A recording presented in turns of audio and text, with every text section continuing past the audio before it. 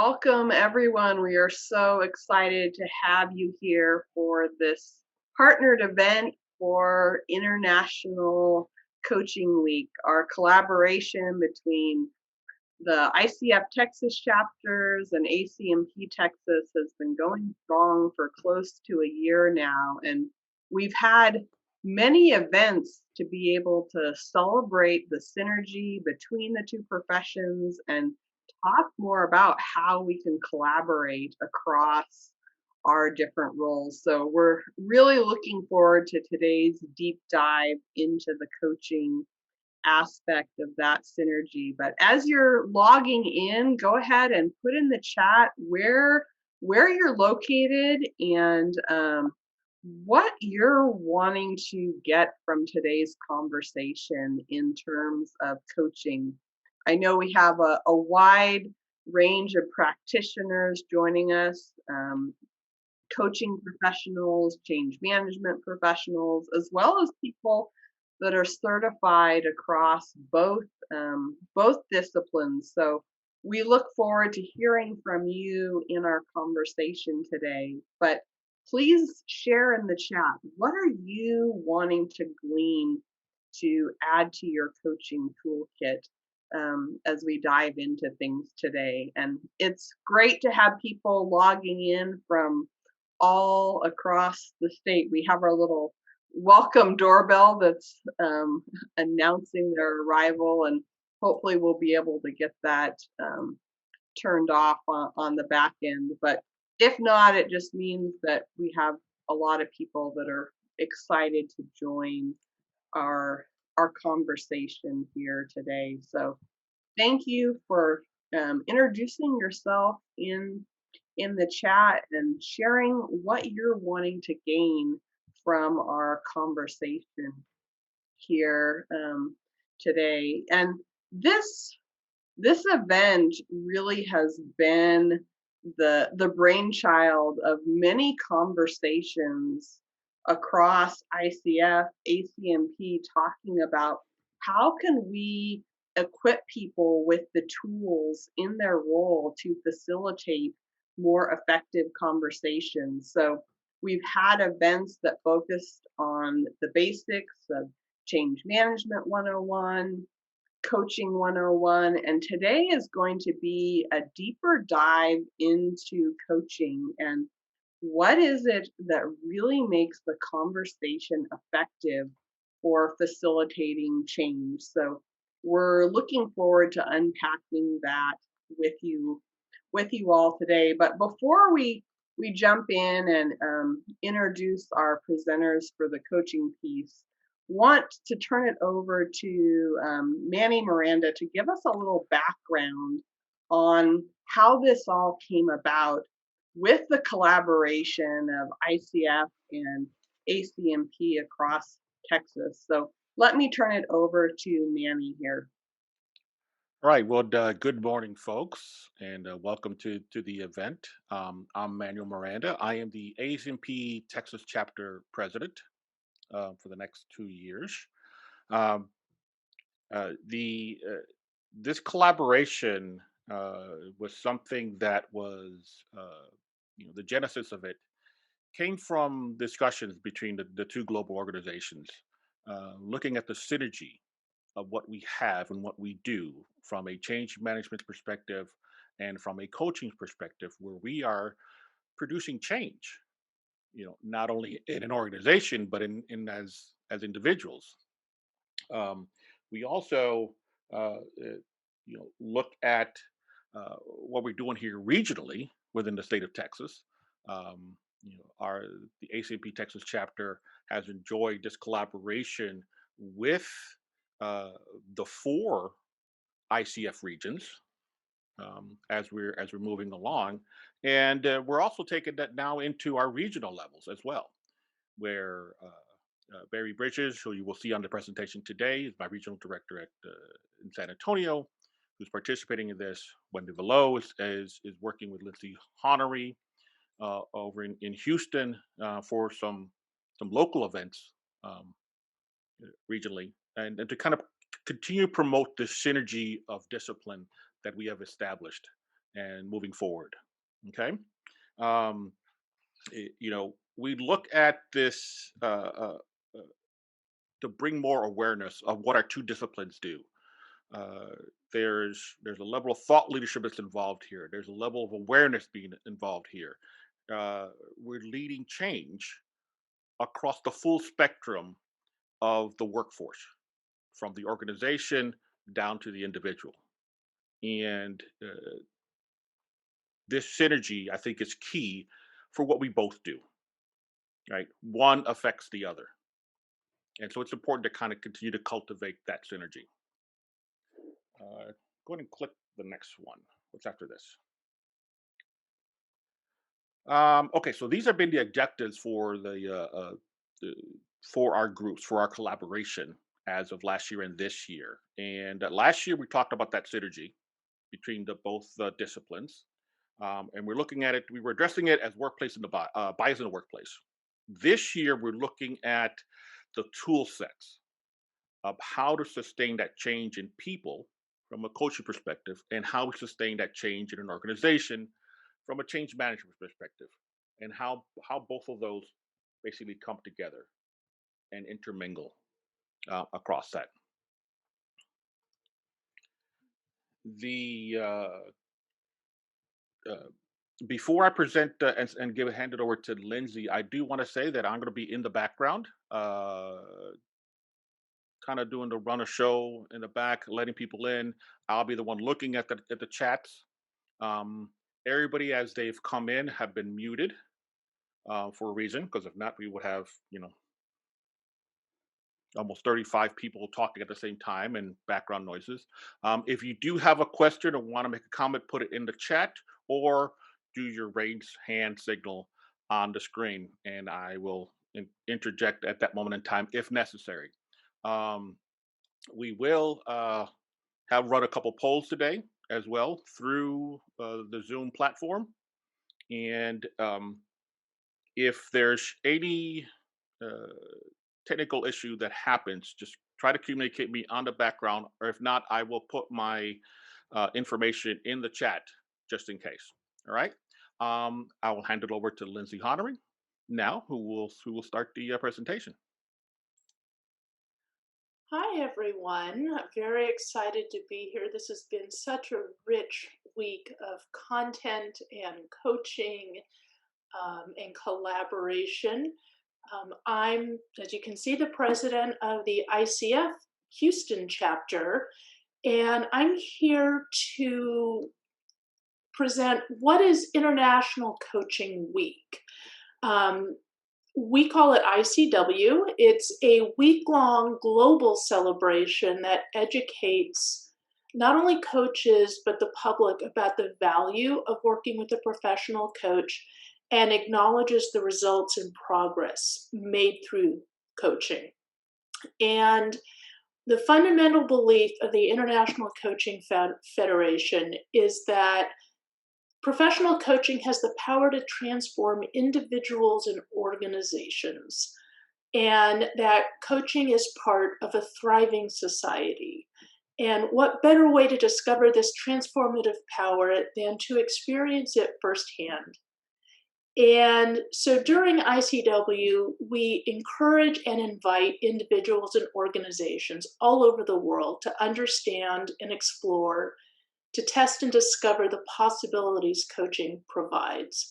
And because there is such wonderful alignment between what the Association for Change Management professionals do and what professional coaches do, I'm just really excited that we get a chance to see this in action as part of our ICW events. Thank you.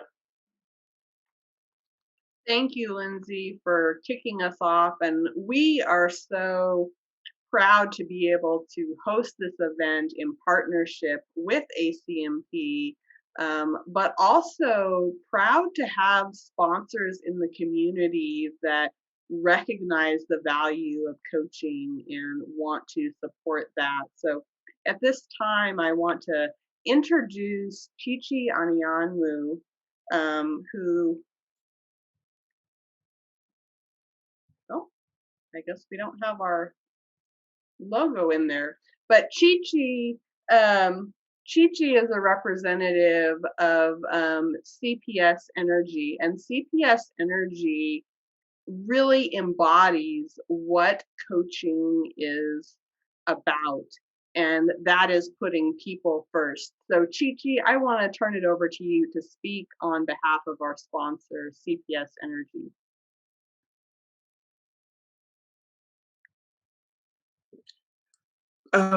Good morning. I think we're still morning, everybody. Hi. As Carissa just said, my name is Chichi, and I work for CPS Energy. And we at CPS Energy are honored to be ICF San Antonio sponsor for the 2021 International Coaching Week. A little bit about CPS Energy. We are the nation's largest municipally owned utility. We provide both natural gas and electric service to about over 840,000 for electric and over 352 for gas. And this is within San Antonio area. As Carissa also said earlier, we have a philosophy of people first. And with that philosophy, it drives us to invest in our people and to be good partners with our community. And it's through that lens that we are proud to be a part of ICF San Antonio and to sponsor this year's International Coaching Week. So I hope everybody that is here today will come prepared to learn and take something back. And San Antonio chapter, thank you for the opportunity for us to do this. Thank you, Chi, and thank you, CPS Energy, for truly living out what it means to invest in people. And we are proud to have you as a sponsor of International Coaching Week. And today we get to experience that power of coaching firsthand. We have some amazing guests that you get to interact with here today.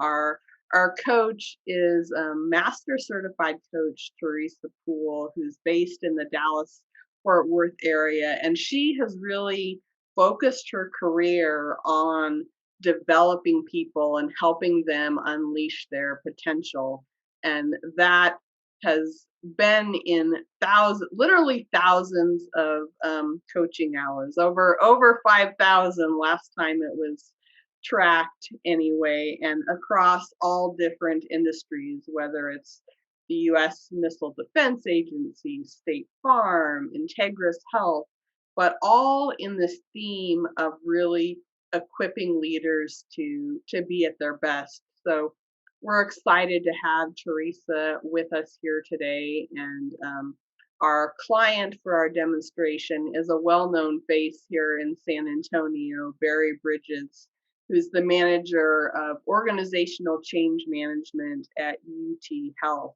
and he also is the regional director for ACMP here in San Antonio. So we're grateful that he is sharing his time with us here today. But before we dive into the coaching session here, I want to put up a quick poll to set the stage for what we're going to experience. So if Mandy, you want to put that up, that would be great. And the question is, whether you're a coach, a change management practitioner, what coaching skill do you tend to lean into most most as a coach? And I know it's hard to make a choice. We use all of them in symphony, certainly, but which one do you find yourself really going to? Oh, this is interesting. It's really widespread across the spread here, but all of these skills are tools that we use in our coaching toolbox, and they really equip us to be responsive to the client in that moment. Okay, so give it about 20 more seconds here, and we will close the poll. Yeah, this is quite interesting. All right, let's go ahead and publish the results here. What do we have? So active listening came in at 52%, followed by making observations, which are really fueled by that active listening, that it's all focused on the client and responding to what they're bringing to the conversation. And we want you to be able to take away specific competencies that you can use for your coaching from today's conversation. So we have a PDF of the ICF core competencies that will be appearing in the chat, and you'll be able to download that and follow along here. But let me share my screen real quick to set us up for this demonstration.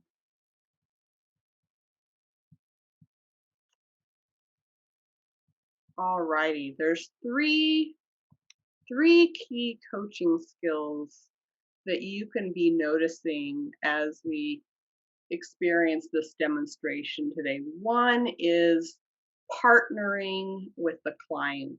Everything in the coaching conversation is really in response to what is important to the client and their agenda. In coactive coaching, it talks about the coach being the one to deepen the awareness and forward the action. And all of that is in service of the client's agenda. It's the difference between asking, have you talked to your team about that? Which is really saying, I think you should talk to your team about that, versus asking, what's your perspective on the team dynamic? When you ask a wide open question, you allow the client to share what they're thinking and processing, but also begin to create the vision of what they want the future to be. And that leads right into evoking awareness, that the role of the coach is to help the client see what they haven't seen before and to ask those questions that generate new perspective and insight. Asking, what does the ideal team dynamic look like? Then they begin to describe what is it that they really want to experience in their team. And then integrating the learning. Everything in the coaching conversation is for the purpose of being able to apply these new perspectives in the context of what the client is experiencing. We say as coaches, we don't coach the problem, we're coaching the person. And so look today for how is the learning and the insight being applied personally so that that change can happen outside of the coaching conversation. So you should have access to your PDF of the coaching competencies to be able to observe as we go. And here's 3 specific questions for you to be thinking about as you observe this coaching session. How did the coach create and support a space for partnership? How are reflection and observation used to evoke awareness for the client? And how did sustained change show up in the session? you can jot these down, and we'll put them in the chat as well so you have access to them to refer to as you listen. And once we wrap up the coaching session, then we'll have opportunity for an interactive conversation to unpack what transpired in the conversation and what can we take away as coaches to expand our tool set. So with that, I'm going to turn it over to Teresa here.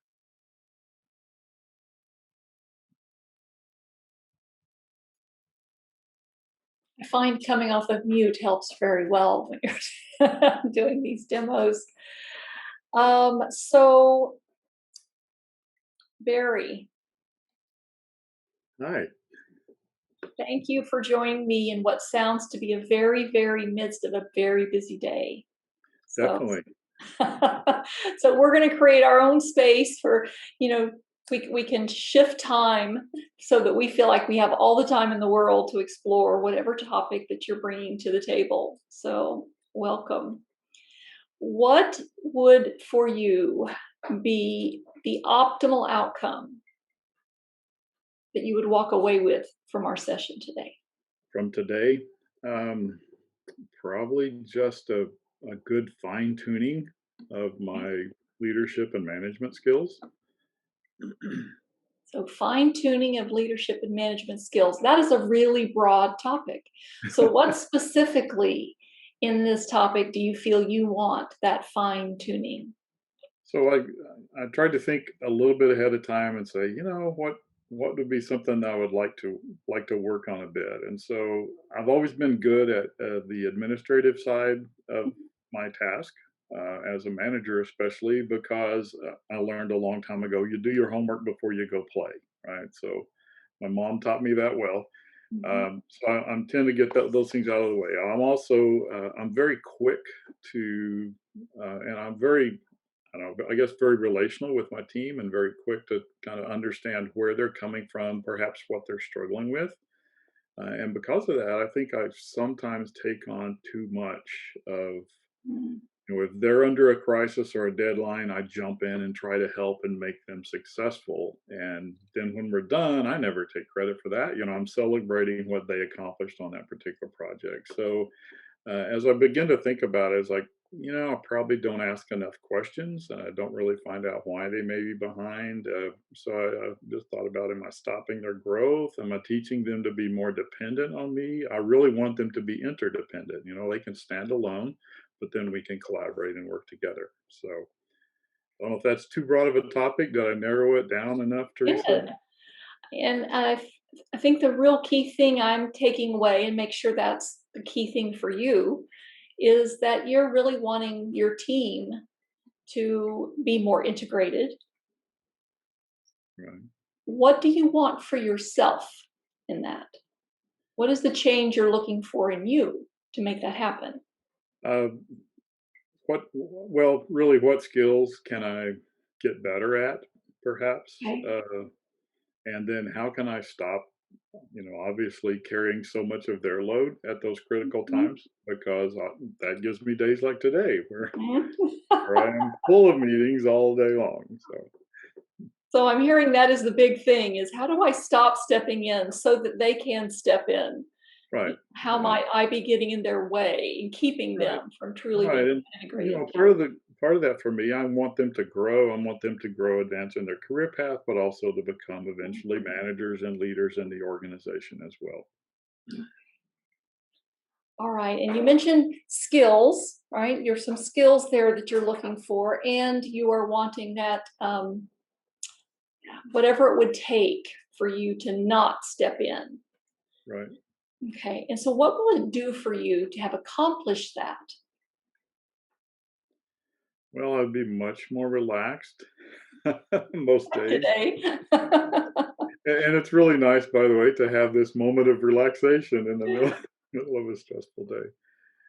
What it would do for me, to me, there's a lot that I feel like I need to do, not just in the administration of the team, but really in the leadership of the team. So more preparation time, perhaps I would see that I could be better prepared for my training and development with them. There's little things like that that get set aside, um, that could hinder their professional growth and my growth as well. So I think that's one aspect.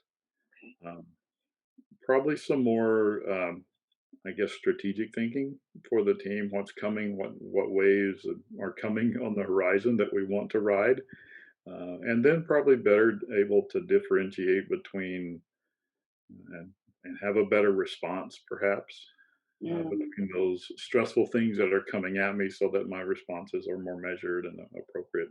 Everybody always tells me I'm really calm, but I'm probably not on the inside, and I'm not always pleased with my responses. I'll put it that way. Okay, so you've given me some very specific skills that you want to tackle. It sounds like that by leaning into some of your strengths, that's actually created you stepping in quickly to help, to support, for the team to be successful. And you've just given me some other strengths, some other skills that you want that will help you be successful, almost at a different level of leadership, what you're describing, versus going into their realm. You're spending your energies in what sounds to be more your realm, your strategic realm and responsibilities as a leader. Am I getting that accurate? I think that's very accurate. I think you're right there. Okay. So where around that do you think we should start today as we dive in? I don't know.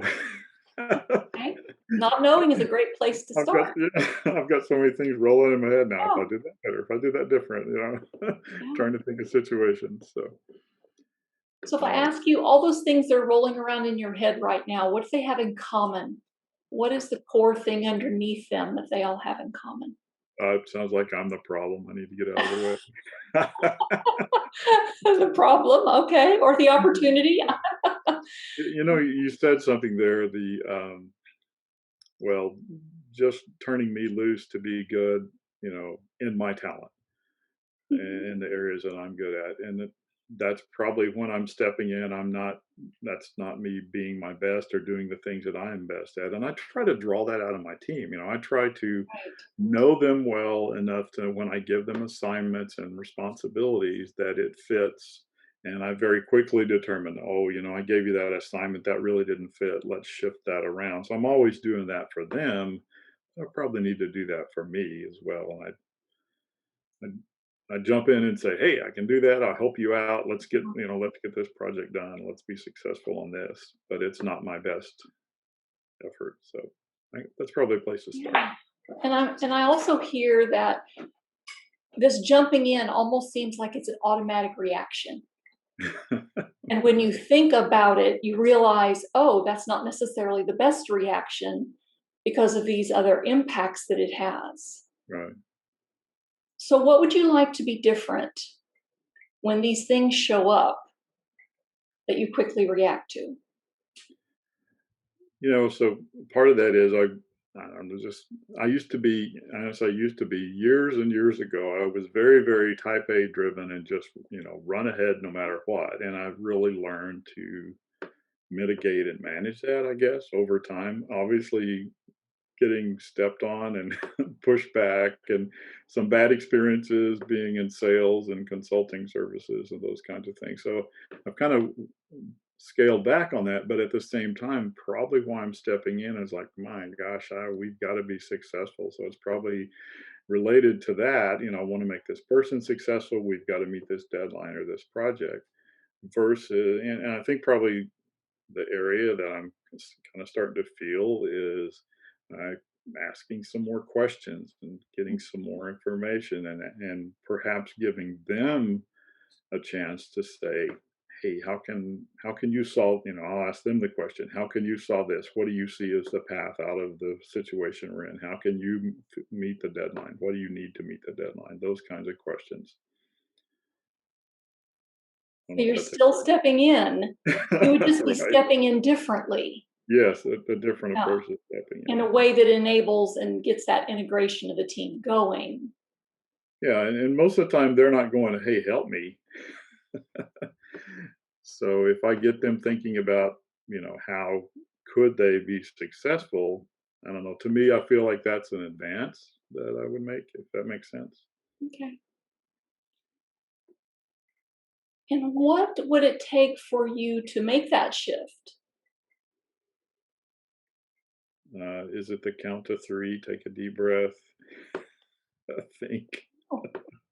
I mean, it sounds like you have a strength already, and you shared that with me, right? You've realized that that type A has its strengths and it has its dark side. And you also sounds like you've mastered the dark side in certain areas. Right.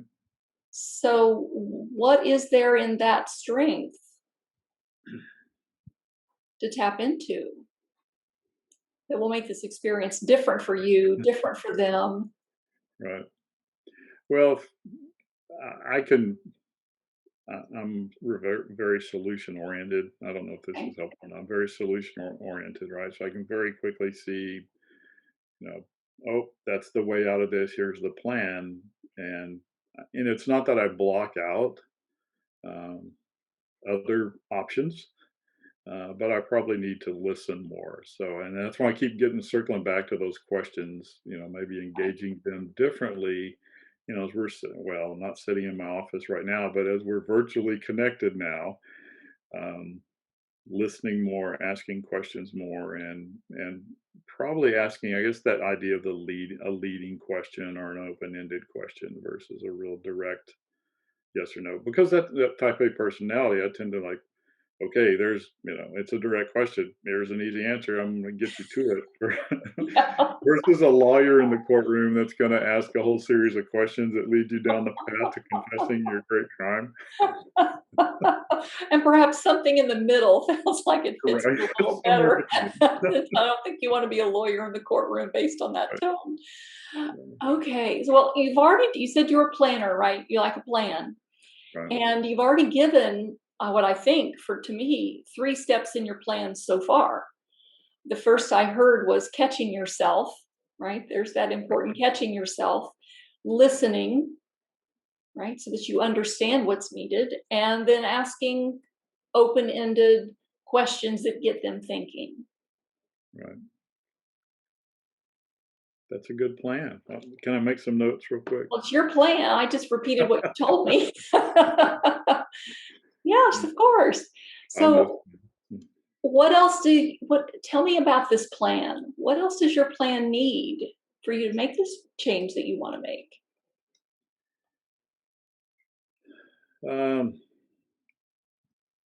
Probably a good way to monitor or follow up. And I'll go back to years ago, William Onken in I think probably early 70s. SMU is where I ran across it. But William Onken and the monkeys, the care and feeding of monkeys Yes. or gorillas, as the case may be. And it's probably, to me, a coaching on the part of my team. Some of them have acquired it and some of them have not, is that report back aspect of it. So if I'm trying to stay out of it, I don't need to be coming to them and checking in. I don't send an IM or jump, back when we were in cubicles, run over to their cubicle. Hey, how's that going? Which part of that, I guess, is, I really care about them. I want to make sure they're not stressed and overburdened, that they're productive and feel successful. But the other part of it is that, I guess, that aspect of my personality where we got to drive to get this done. So working through how to get feedback on a routine basis, a status update, something like that. Our area is in the project management office. So we've got project statuses that have to be updated every week. And I don't want to be the one necessarily to go ask, hey, are we going to hit this deadline? I need to hear back if they feel like they're not. I don't know if I'm running in circles there. No, what you've described, you've told me already the new behaviors that you want for yourself. And now it sounds like what you're describing are the new behaviors you want for your team. Right. Yes. So if they can, take the initiative and be proactive, that helps me calm down inside. helps me calm those worries and fears or pressure, whatever it is that's happening inside of me, if they're proactive. And, I'm not needing an update every 30 minutes. I just need obviously a timely update. Um, So if they're more proactive, you're less likely to do that jumping in True. without That's thinking true. first. Okay. So both sides have new ways of thinking. Both sides have new behaviors, a different plan of approach when there are challenges that show up. What is your role in their change? So I'm rarely a dictator or a general.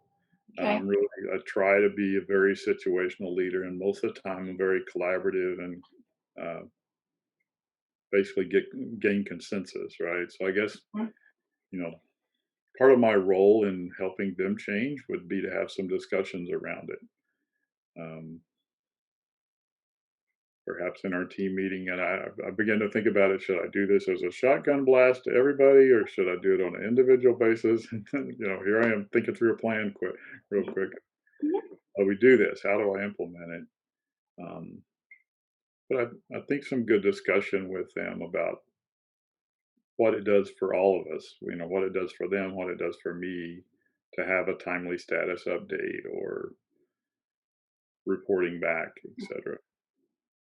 I do have, it's kind of interesting, this, we're talking about this. I do have a very young team member, and I say very young, she just graduated a year ago, and we hired her straight in January to our department.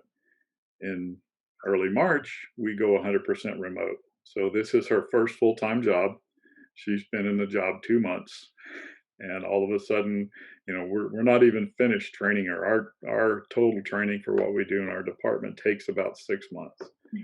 So she's thrust into this completely new environment where she's alone in her apartment with her puppy, trying to work and fulfill those requirements, right? So there's been some good experiences over the course of the year. She's done amazing well. She actually did an online master's degree in the past year, and in addition to learning how to work on our team and being very productive, doing some great work. So kudos for her. But I think a good illustration is there was an incident that came up yesterday, and it's like, guys, this is unacceptable service.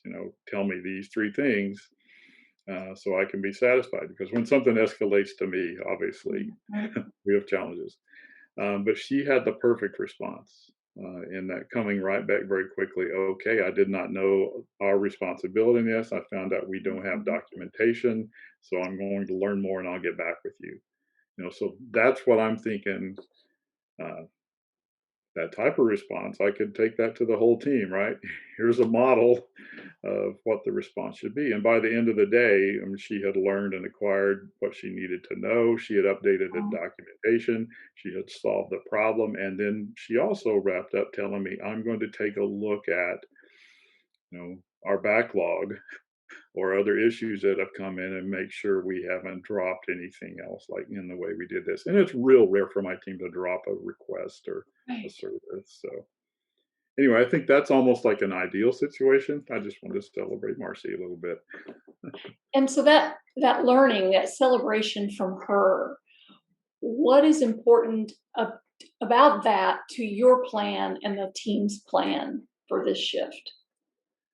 So I think the important part is, I'm thinking I can use that to share with the whole team. Hey, Okay. It's a because good we example. celebrate, we celebrate people being successful, and that, use that as a model for Okay. the others, and just share with them, look, guys, this was a great response. It, first of all, as I was at a pressure point when that came up, I was very heavily involved in something else. She took it and run with it, right? And calmed me down by saying, I'll get back to you on what the solutions are. Then by the end of the day, I got another status update that said it had been handled, and plus she was going to take the initiative to do something else, versus a one-line response, in contrast, which I would not bring up, but a one-line response from another team member, oh, I'll look into it. I don't feel good about that.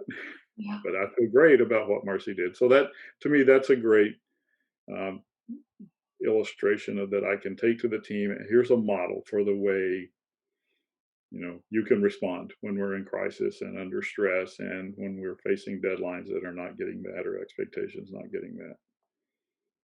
That kind of lines up well with that proactive leader approach that you were describing earlier. Right. That aspect, that higher aspect of your job that has the bigger impact on the team over time and could result in less of these fires to fight in the moment. Right. So I'm curious, in our time together, you really kind of wanted to up your game in this very specific area. Can you let me know where do you feel you are with that right now so we can figure out what's left to do in the time we have left? So as I think about it, what we outlined, what I said, what you very nicely summed up for me in my 3 steps. I need to start doing those things. And I see, in thinking about it, I really haven't been I've been frustrated, but I haven't had time to reflect and really think about, what am I doing? So I think that's good. I see I can quickly do those 3 things. I can turn around and in our next team meeting have both a conversation that is celebrating what Marcy did, what she's learned, and she's learned how to respond to me, but it also responds to me in a way that calms me down and lets me get back to what I'm good at. While she's focused on what she's good at. So use that as, I guess, a teachable moment, a discussion moment in the team meeting. How can we apply this and maybe come up with some other illustrations? So maybe a little thought to go into our next team meeting and have that conversation and see where it takes us from there. It sounds like you have a pretty clear plan, right? A plan that you can really kind of embrace and go with. A couple of the things that I've heard today that I just want to lay on the table and see if any of them is important to us in our time. Okay. One is, you just mentioned it, time to reflect. Right. Seems to move you into that space that you want to spend more time in.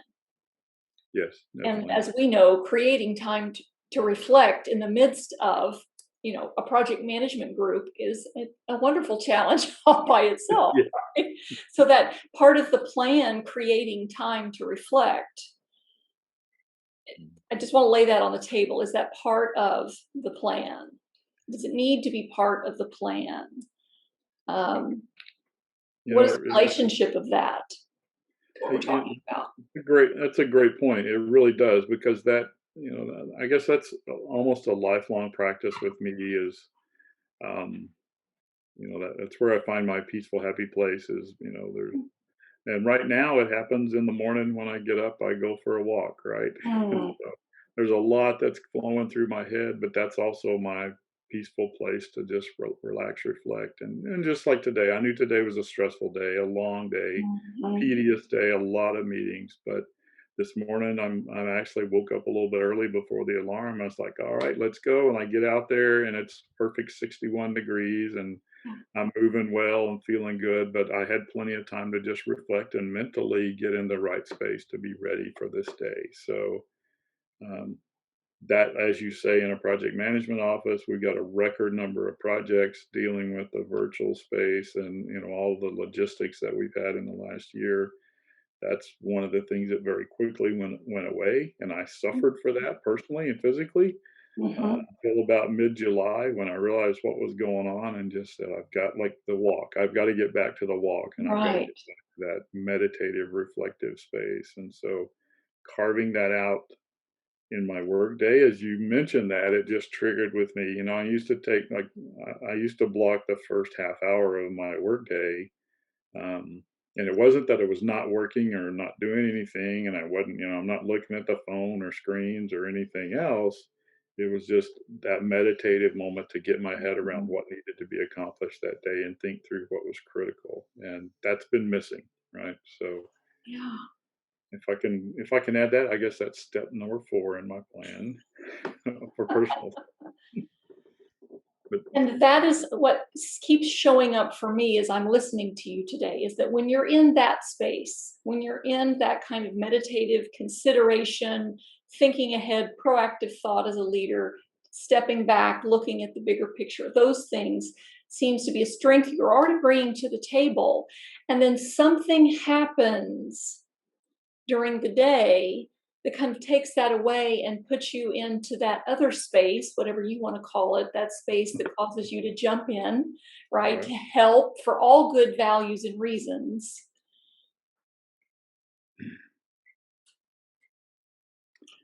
Just an observation. Yeah. I was just thinking of the triggers this week that drove me into, gosh, let me jump in and fix that. A lot of times that's stressful, a stressful situation. I'm engaged, for example, I've got a deadline on a project I'm working on when something like I mentioned yesterday pops up. And that's actually been 4 or 5 things this week that something pops up like that. And I'm very quickly kicked back to that old system. And so. So there are triggers that kick back to the old system. Yeah. Okay. So maybe the rubber band on my wrist, remember that'll snap the rubber band. Yes.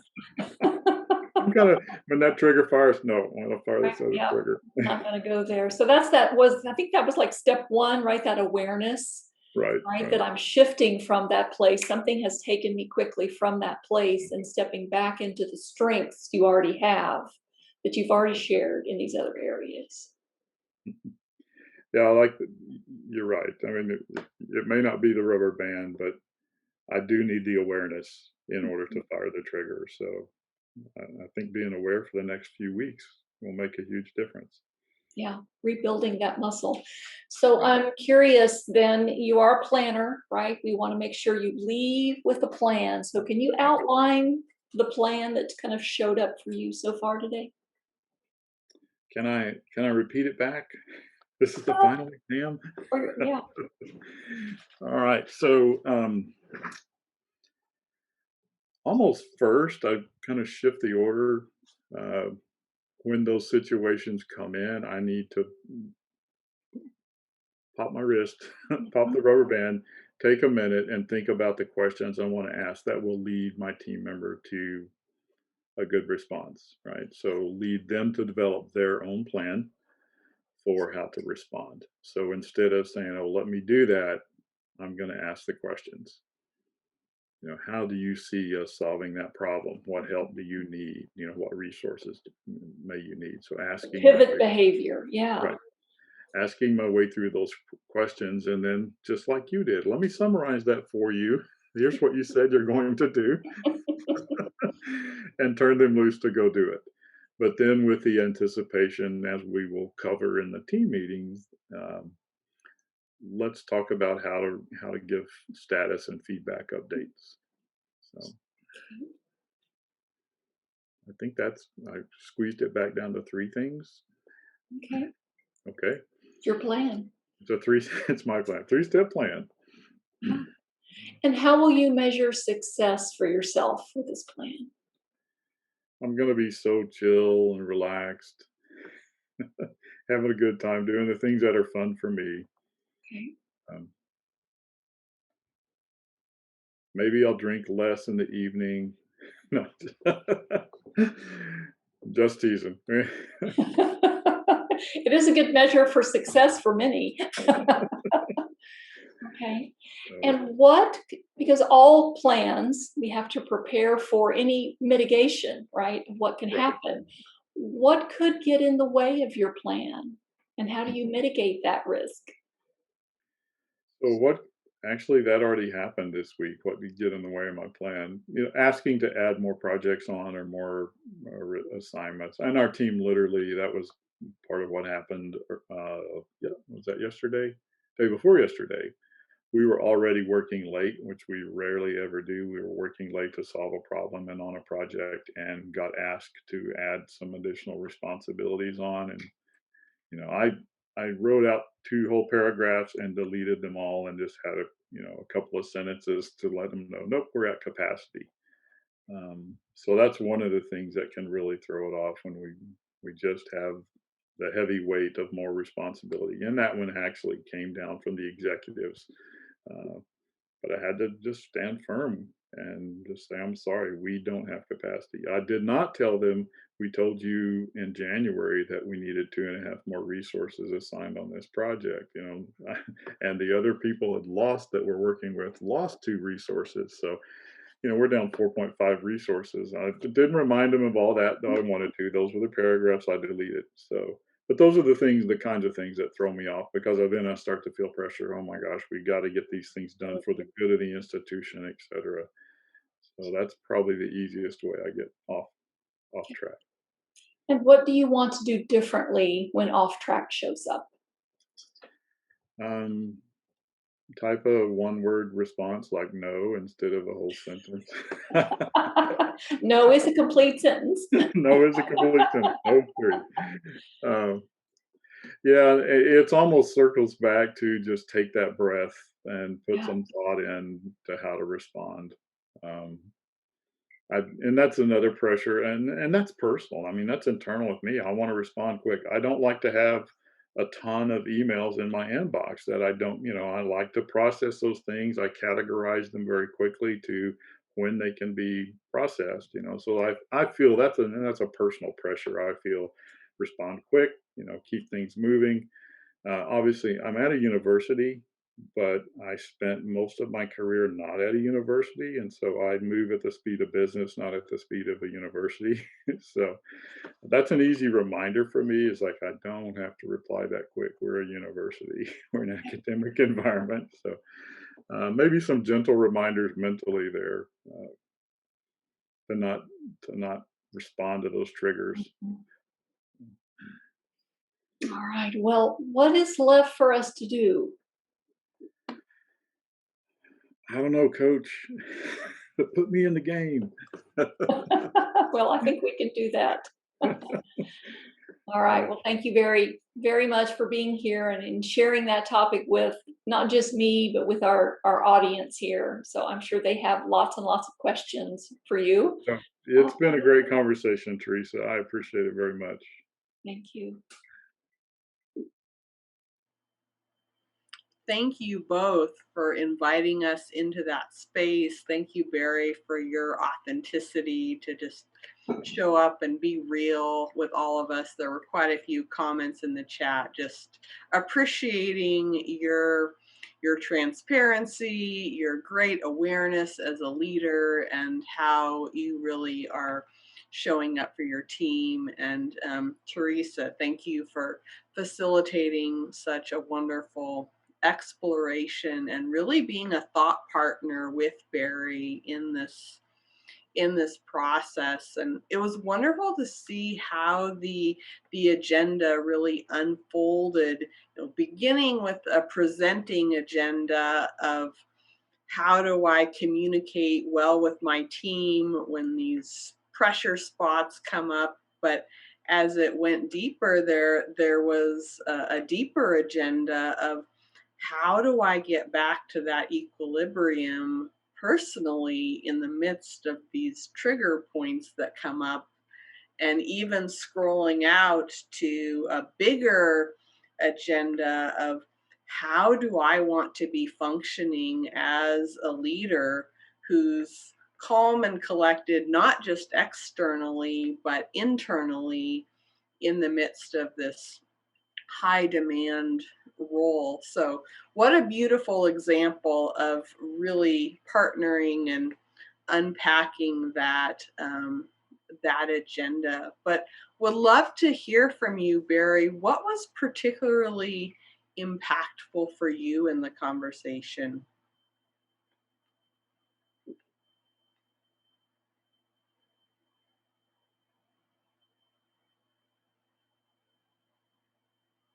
Oh, he might have lost his sound for a moment. Sorry. Can you impactful for me? Probably the reinforcement. My computer's lagging a little bit. I apologize. Probably just the reinforcement. I mean, Teresa did great at circling back to and summarizing, but so many things I know, but you get lost in the heat of the battle. you've got these great plans. I'm always planning, like we talked about, but just the reinforcement, let's get back to the game plan. That's what a coach does, right? They take you back to the game plan. So I think that was, there's a couple of breakthrough moments there where I was like, oh yeah, I'm doing that. And I know the answer to that solution, but the questions and the discussion, Teresa really drew that out, which I would not have found on my walk in the morning as I thought through my problems. What were you processing as a coach, Teresa? Well, I have to say, the challenge with coaching, right? And my focus is how to not process, right?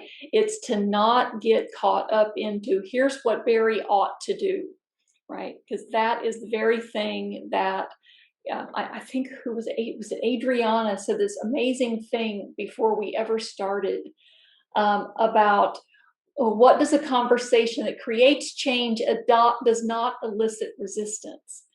And so the challenge for the coach is to not step into and start directing, because that's the very thing that creates resistance.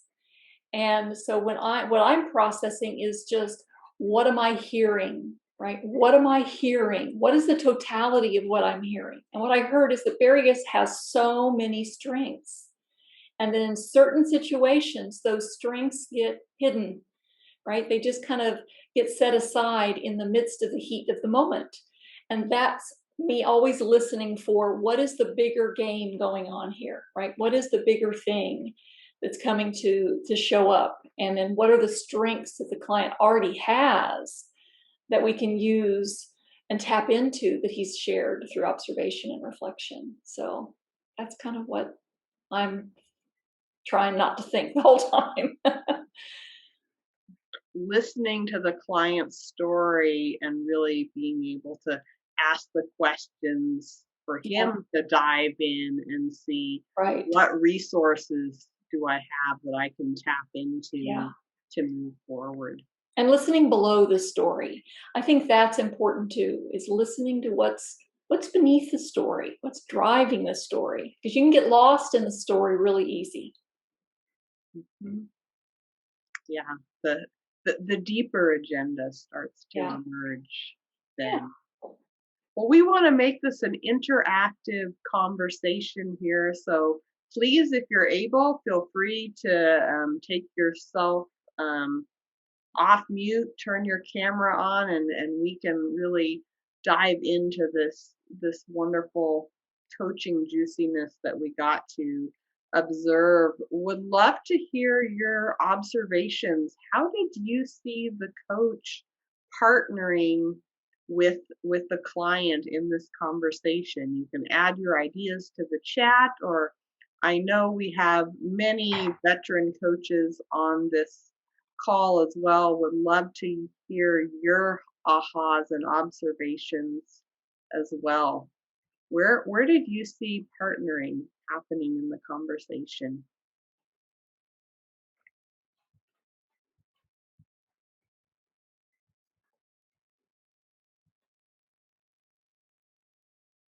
Hey, Carrie, so this is Chichi.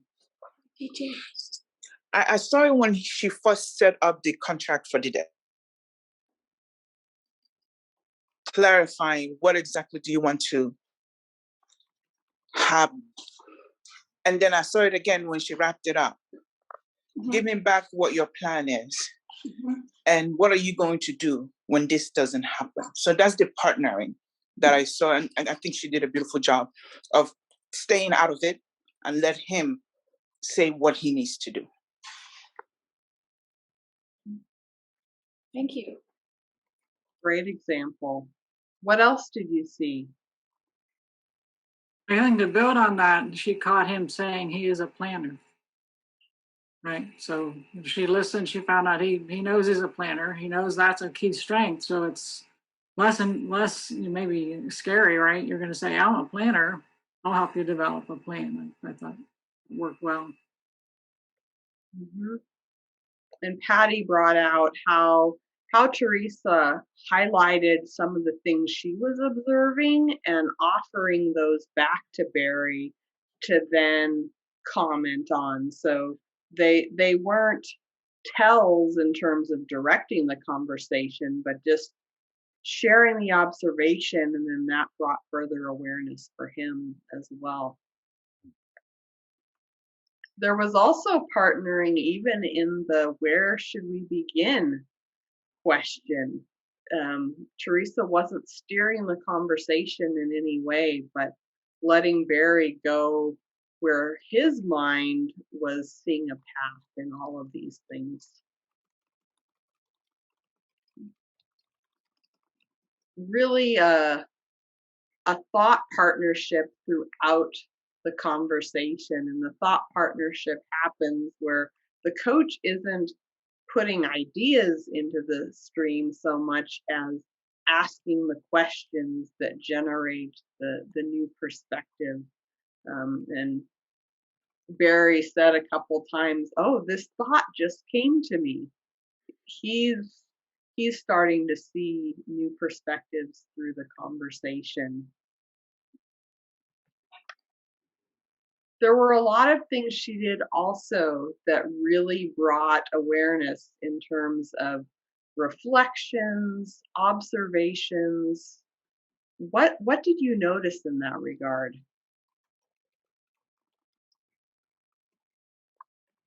Melissa shared here. Teresa asked, "What do you want to be different?" Simple but powerful question.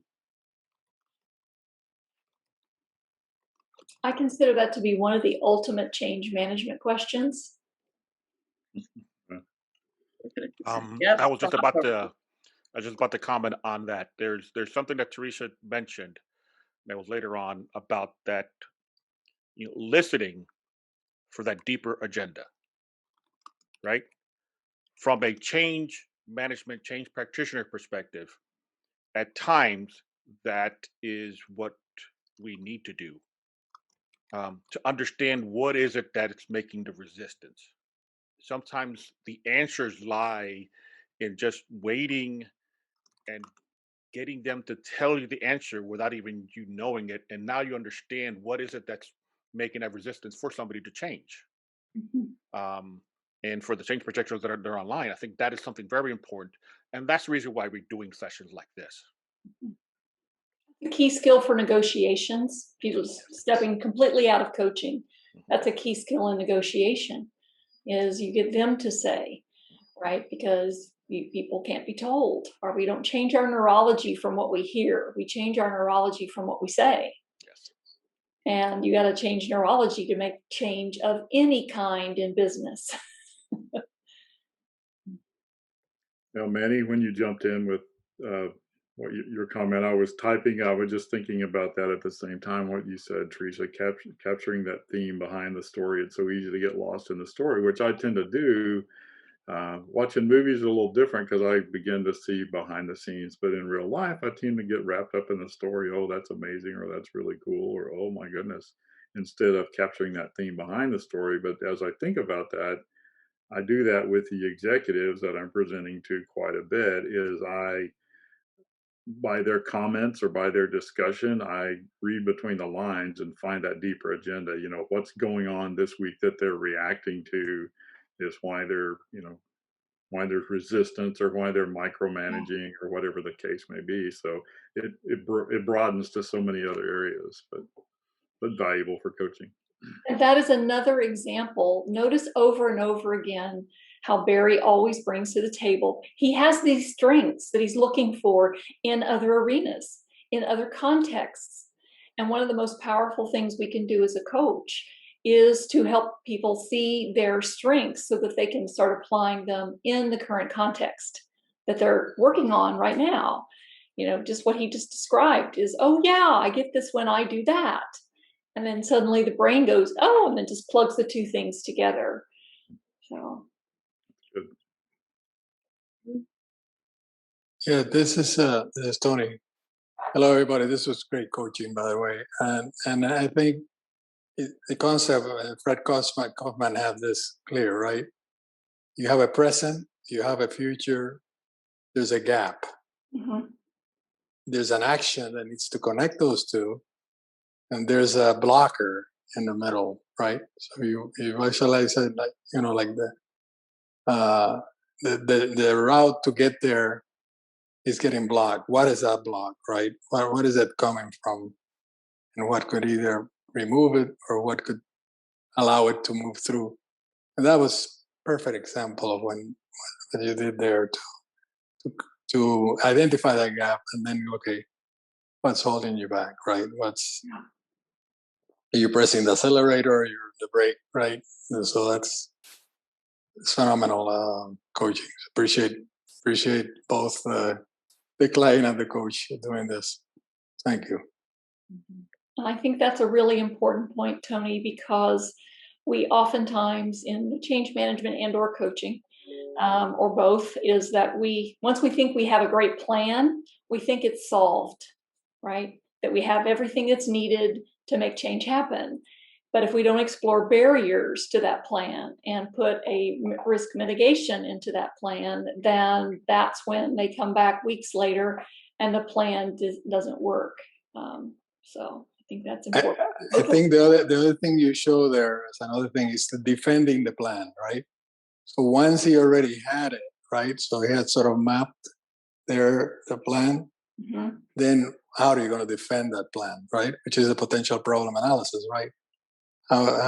What may go wrong and how you may address it, which was like the next level down, peeling the onion. So it's great as well.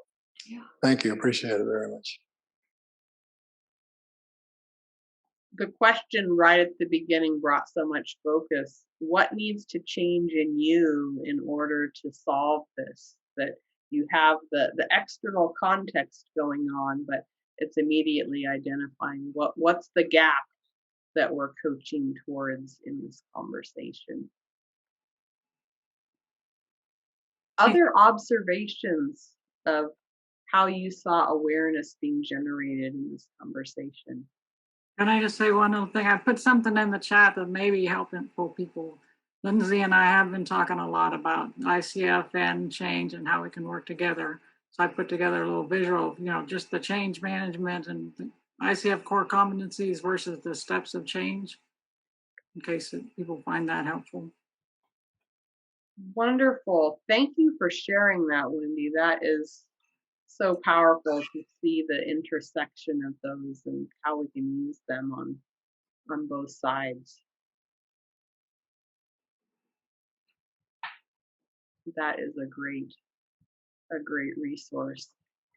One of the things that stood out for me, Carissa, is when we were talking about the strengths, but the strengths was overused. It had a dark side, as Teresa was talking about. But then how do we bring out, I think the question was, what is in that strength to tap into that would be different for you and different for them? So I appreciated not being afraid of the dark side, if you will, overusing those strengths, and that she had that conversation with him. Mm. Yeah, that concept brought a lot of insight, because then the client can apply what are my strengths, what are the places where the volume is turned up too high, and how can I manage the controls in a way that's most effective for me in the situation.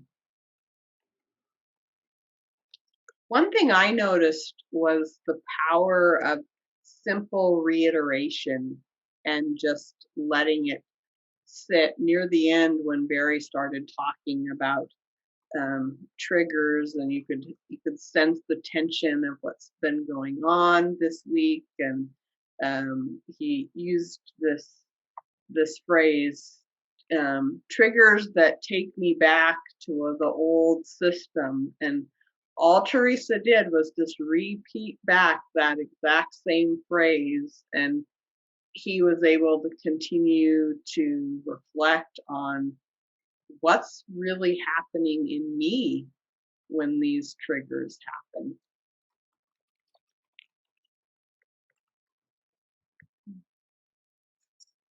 Other observations?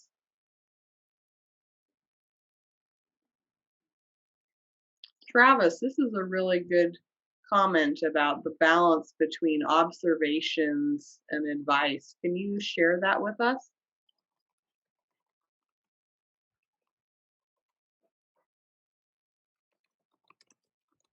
Yes, just one of the things when we first set up this conversation, I tried to focus on one area.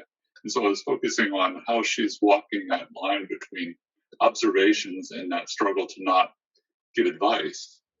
And so that's something that I'm always hyper aware of when I'm having conversations. And so it's something that I was looking for in this conversation. And really, when she started out early on, she made the observation about various automatic reactions.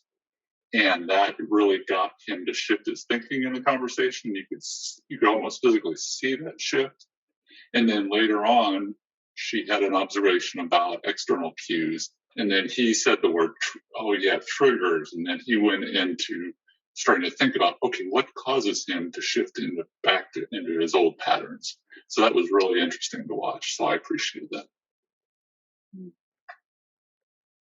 Masterfully done. Just studying the observations out there, and the client is able to connect the dots on what's important to them. Wendy had made a question earlier about, that's along these same lines as what Travis shared, is about, would I have Barry communicate to his team that he wants to try to lead differently and function with them differently? And so I think the key words there are trying to, what would I try to get Barry to do? And that's the very thing we have to watch for, right? You can certainly ask questions about the shift and the change and the team. But as far as having an outcome goal as a coach, that's when we start creating that resistance that Adriana so aptly talked about earlier, is when we start trying to get people to get somewhere, the brain just throws up almost a protection against that. And by getting underneath the radar, by not giving those things and just asking curious questions and holding up observations, it provides that partnering space for them to figure it out for themselves. And they will. That we have to, as coaches, really trust that people have all these strengths, that they can do all of that, and that they don't need us for all those answers. And that is hard when your expertise as a coach or a consultant is, part of your identity. So that's a challenging space. So what would be an example, Teresa, of how you would frame a question there that would be open to diffuse any resistance? Yeah. So I might ask questions around the line, because I want to be careful not to lead where I think it should go. That's part of the challenge. But I might ask questions about, what will the team be seeing differently from you? What will they notice about this difference in your behaviors? And when he starts talking more about that, he might then go to that place about, wow, yeah, it's going to look really different to them. And I could lead and say, how might you prepare them for that? But I probably don't have to, right? Because, Barry's a smart cookie. He's going to know if it's going to be big enough that the team will either figure it out, and that's the kind of team he has, or that he needs to give this team some heads up on some of the things that he's going to do differently. If we got to talking about accountability at some point, how are you going to hold yourself to this? What do you need to stay on this path? He might even come up with, I need to tell my team that I'm doing this differently so that they hold me accountable in their own way, because I've once you speak your truth, right, other people hold you to it. So those might be the questions that I could ask in that general arena, but I have to be careful not to have an agenda of what he does with it. I don't know his team. I don't know how they operate, what their relationship is. And so if I go in there with those kinds of agendas and intentions, I could be doing both Barry and the team a great disservice. The questions really open the door for him to visualize what that ideal future is with the team. And when the vision is clear, the action becomes even more clear of how to get there. And that fits right into the last thing we were observing in terms of the integrating the learning and the sustained change that takes place as a result. What did you notice in terms of how Teresa set it up for Barry to be able to incorporate what he learned?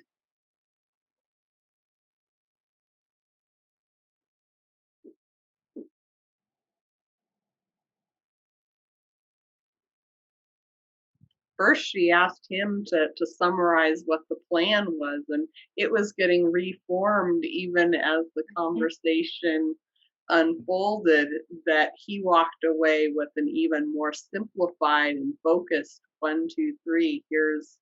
Here's what I'm going to do.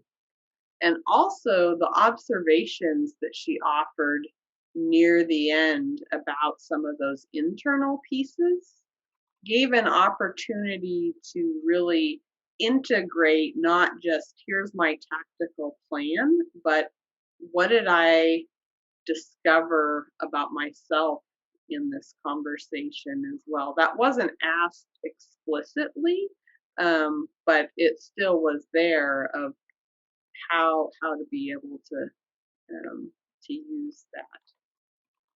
Lindsay, what were you adding there about the takeaway?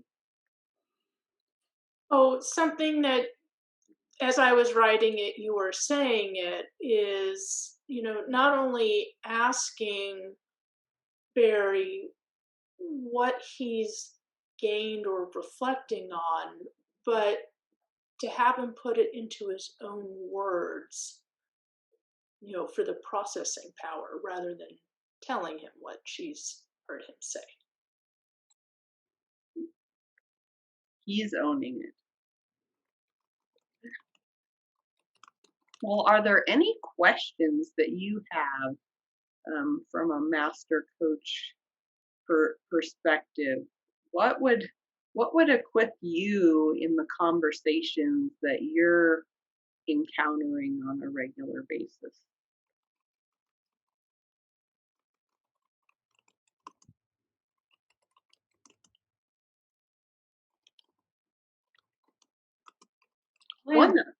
I am particularly curious, because I'm coming from the other side of the fence, about our change management specialists, right? What is a takeaway for them today, something that they can incorporate? Their job is not to become coaches, but they understand there are specific skills to add to their toolkit that help them in the change management journey. And I'm just curious what specific skill or specific question or anything that came from today that would be useful in your toolkit.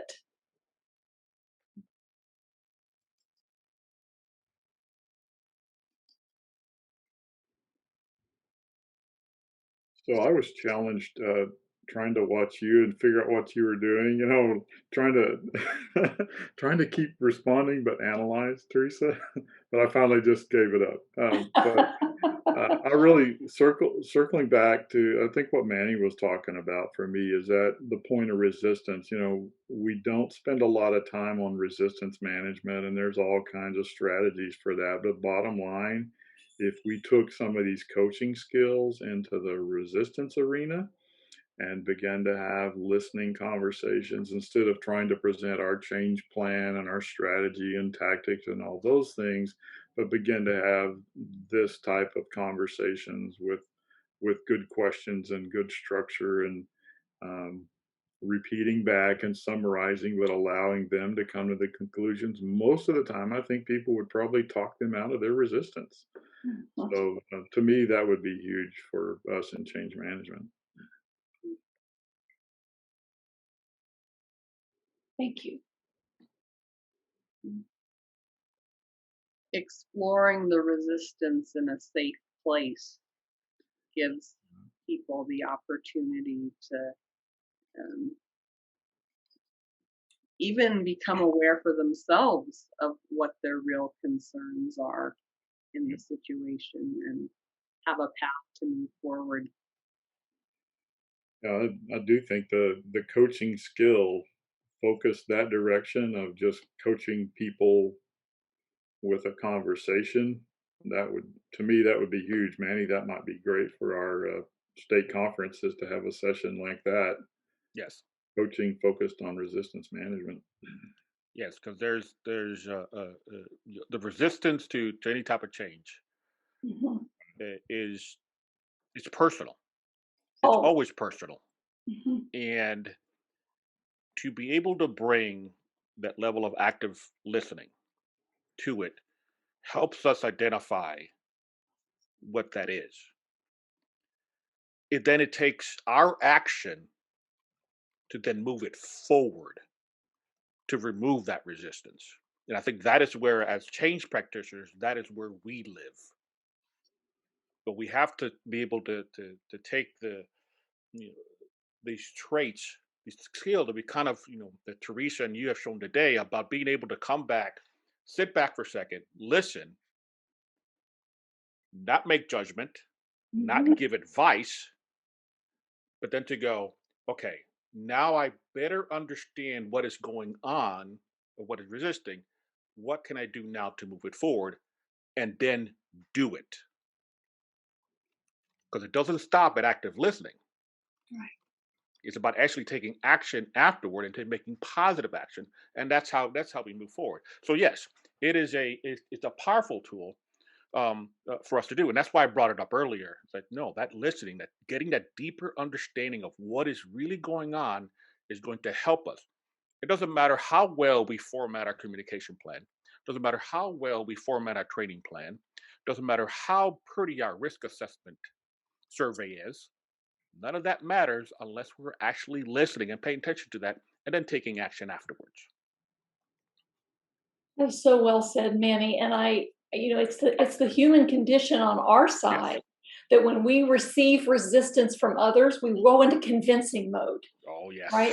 So their energy, guilty as charged, comes our energy of resistance to their resistance, and then absolutely nothing happens in that space. So it's almost having to go against our natural tendency to convince. If I just make a better case, if I just give the right data, if I just am persistent, but it's really no, you got to get what is the who issue underneath the how plan. Yeah. And everybody coming from different backgrounds also affects that. There was something that Barry mentioned earlier. He is in a space where it's an educational space, but kind of in a corporate setting. So there's two levels, there's two different speeds going on. And I understand that completely from him because I came from a very strong military background into the corporate world. Two different speeds. So I had to learn, okay, wait a minute. I can't go at the speed that I'm used to. I have to acknowledge the speed that is happening now and go at that level. Because if not, I was getting that. I saw the resistance. I was trying to meet it head on. Failed every single time until I learned this. Okay, wait a minute. I need to understand what is happening first. Get that, find out that deeper agenda, and then I'm able to move forward. And once I was able to do that, it was, I'm not going to say it was a piece of cake. It was definitely easier. And Catherine said something so important about setting aside the time for this. We almost perceive sometimes that taking the time to listen, taking the time, we don't have time to listen. We don't have time to ask questions. But actually it saves you so much time because look what happens when the resistance shows up after the perfect plan's put in place. Oh yeah. Right. And so taking that time that you don't feel you can take early in the process makes all the difference. Yeah, I just love it because Elise Jones just put, I have that book up in my Move at the Speed of Trust. Yes. I have that book right up there. It's exactly that. And that's the one that helped me change my mindset a little bit of saying, I can't go at my speed. I can't. As much as I would love to, but I can't do that. I have to go at the speed of how I gain trust and how I produce that value. Yeah. So awesome, Elise. Thank you for that. It really comes back to that partnering with the individual and the genuine curiosity and openness to hear their perspective, where they're coming from, and when you're able to then enter into that with coaching presence, that's where the co-creating starts to happen, because you're not bringing in your agenda to the conversation. You're entering into the client's world, and together things emerge that didn't even exist before. Just the power of the mind coupling that happens when you're entering into that trust and that safety that you create in the coaching conversation. Wonderful to hear how that overlaps with the whole change management perspective, because the conversations are all about people and what's going on internally for them in order to be able to shift to the change and whatever is new. So when we learn these skills of asking simple, curious questions, it opens up possibility for people, because they're able to step back and realize their resourcefulness in the moment. Well, this has been such a rich conversation. Thank you, Teresa. Thank you, Barry, for sharing your time, sharing your presence with us today. We greatly appreciate it. And Teresa is a coaching instructor up at UT Dallas. So if you're wanting to experience more of her amazing skills, that's a place to connect with her, as well as online. So be sure to take advantage of that, because she certainly is a wealth of gold there, both in terms of the coaching skill, but also in being able to train other coaches to embody those things as well. And this is our second partnered ACMP event of 2021, and our next one will be in Q3, actually, as a part of the annual ACMP conference. So the specific topic is still being finalized for that, but we're excited for more opportunities for interaction between coaches and change management professionals, so that we can utilize our skills in serving organizations well. And stay tuned for more details as we get all of that finalized for the conference. We'll be letting you know about that. And this session, the recording will be processed, and it will be available on the ICF San Antonio YouTube channel. So you can look for it there and share it with other people in your network. But please do follow ICF San Antonio on YouTube, LinkedIn, Facebook, Twitter. We have a Slack channel where we love to keep the conversation going, so we can be connected statewide with what's going on coaching wise. So we would love to have you be a part of that conversation, and just be able to continue to equip one another in all of these skills.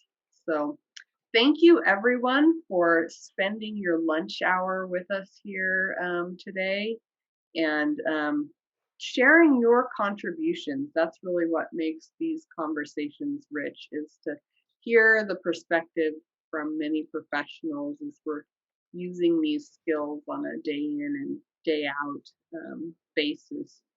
So we'll look forward to seeing you all at the next ACMP event. And